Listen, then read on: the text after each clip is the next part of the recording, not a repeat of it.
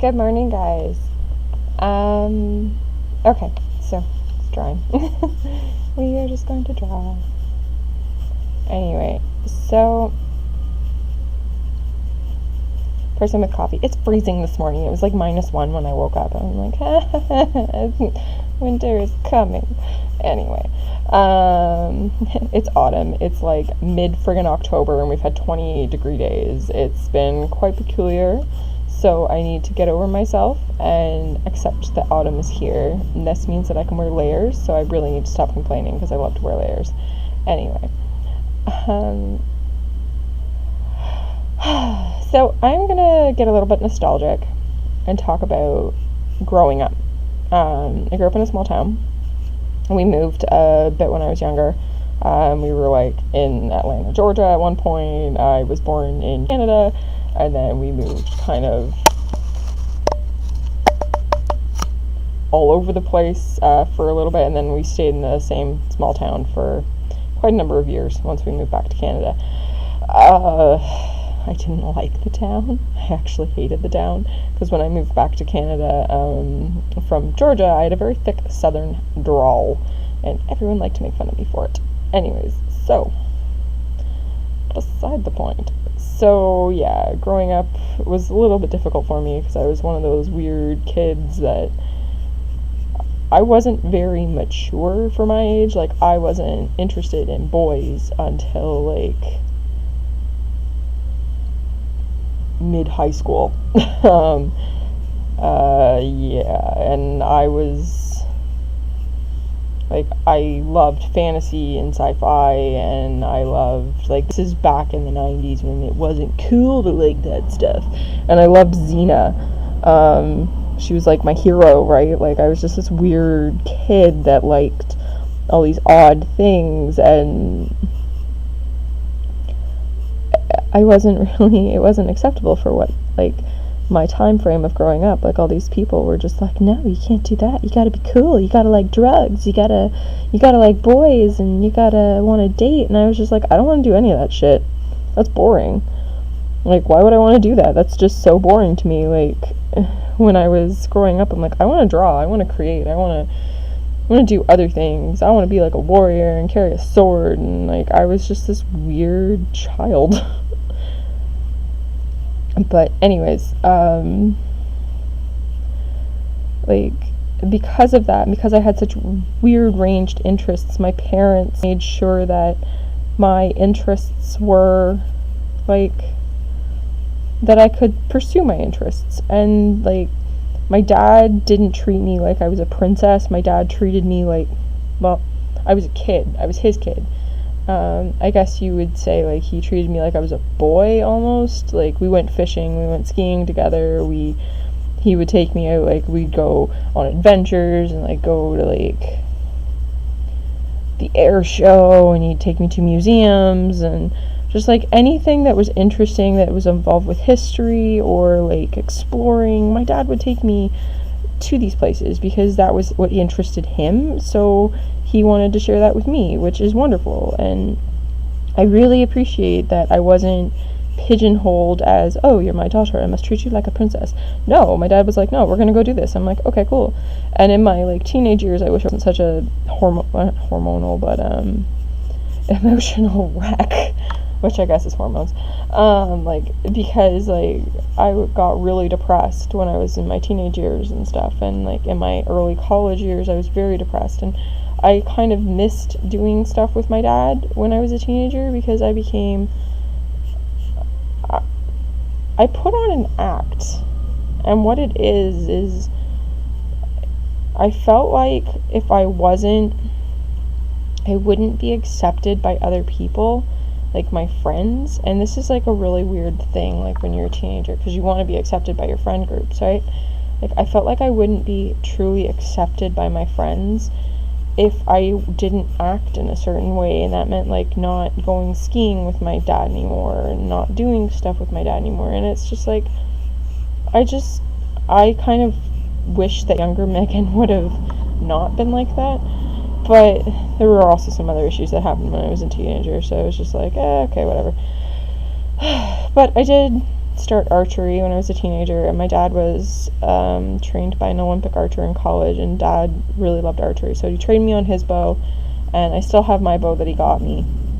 I haven't picked it up in a couple of years because I've just been busy with work and stuff, but that's one of the things that I want to get back into is archery.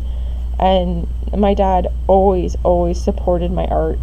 Like, when I was really getting into art and wanting to do comics and wanting to be an illustrator or an animator, my dad supported that, and he took me to my first conventions, and my mom would support it in her way by taking me to the comic book store that was 2 hours away. Like, my parents supported my interests, and that's one of the best things that a parent can do for any child, is support their interests and support them in their interests, even if it's music.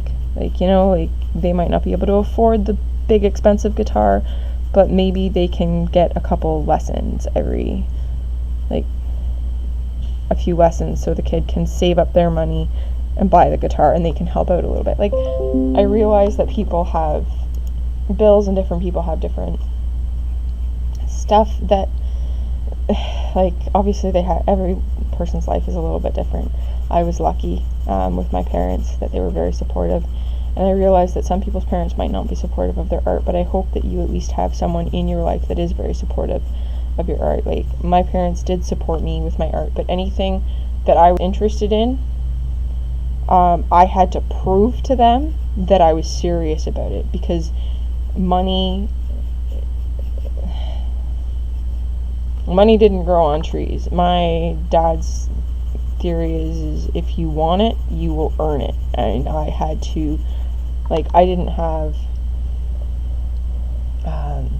I wasn't left wanting anything or, like, needing anything, but at the same point in time, my parents wanted me to know that if I wanted to get anywhere in life, I had to work hard.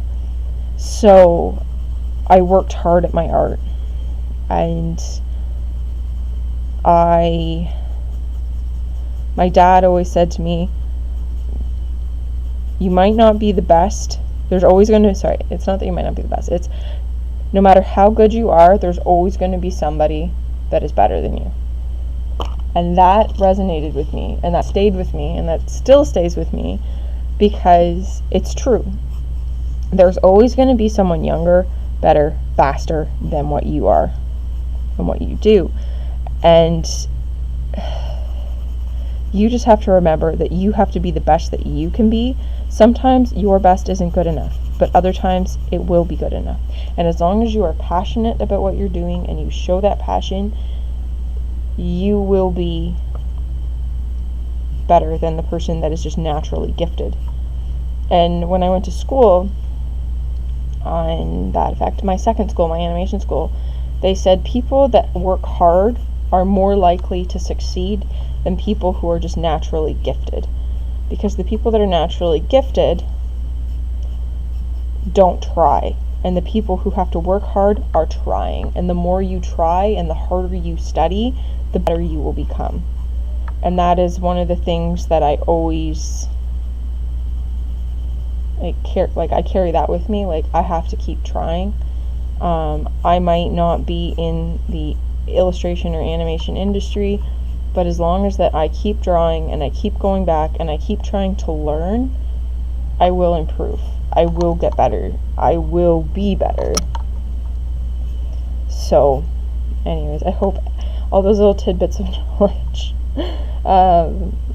I hope they help you guys. I know they're kind of like weird bits, but these are just things I learned from my parents, and I had very supportive parents, which is a wonderful thing. And I hope everyone who watches this channel has at least one person in their life that supports them and supports their work, because that's the hardest thing, is when you don't have a good support system. And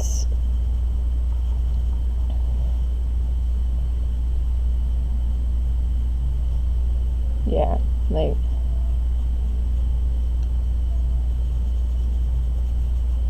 You can do it on your own. You can kind of beat the odds and be the underdog and all that stuff, but it's always nice to have someone that looks at your stuff and goes, hey, you did a good job on that. You know? Anyway, that is my weird little nostalgic post. This is a 10-minute video. It's a little bit better than my last video. I took another video this morning and I just got a little bit too political in it. I don't know. Oh, the world's a clusterfuck of a mess, but we're trying. Anyway, that'll be a video for another day when I actually feel like sitting down and have a serious talk about politics with everyone, because politics need to be talked about, and I know people who watch this are, I'm assuming a lot of you are teenagers, or a younger audience, probably younger than me. Not hard to do. Anyway, there needs to be a serious talk about some politics on here, just because the importance of politics, and everyone's like, oh, it doesn't really affect me. It affects everyone, and I want you guys to be aware of, I'm not trying to be doom and gloom, but at the same point in time, I want you to know of the importance of how important it is for you to vote, and how important it is for you to understand what you're voting for. Now, I know this is kind of a little bit too little too late for some countries, but that's beside the point. But going forward, you need to know the importance of voting. You need to know the importance of what you are voting for and what your rights are as a person. Anyways, alright, I'm done. I'm super getting crazy with this. So, there's my drawing. I hope you guys enjoyed the process. And, yeah, let me know what you think in the comment section below. Sorry about the nostalgia. I was feeling very nostalgic this morning. Anyways, bye guys.